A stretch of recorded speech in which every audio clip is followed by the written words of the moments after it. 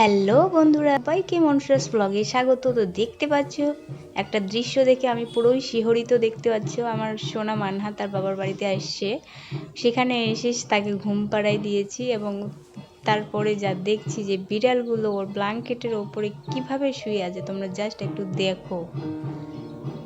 আর এখানে ওরা বিড়াল বাচ্চা পোষে বাড়িতে, 5-6টা বিড়াল বাচ্চা মানহার সঙ্গে খেলা করে, কিন্তু মানহার সোনার শরীরটা ভালো নেই, হঠাৎ করে আলগা জায়গায় এসে।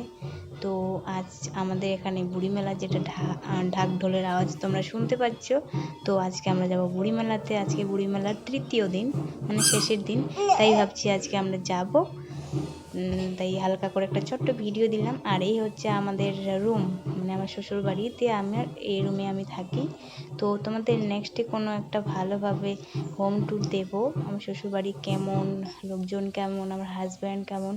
তো আপাতত এখানেই আর কি এরকম ভিডিওটা দিলাম। তো কেমন লাগলো অবশ্যই আমাকে কমেন্টে জানাবে। আর সবাই সুস্থ থাকবে, ভালো থাকবে। আর দেখো আমার মানা সোনার কাণ্ড, ও শুয়েছে কিন্তু বিড়াল ছানামন বসে আছে। তো টাটা সবাইকে।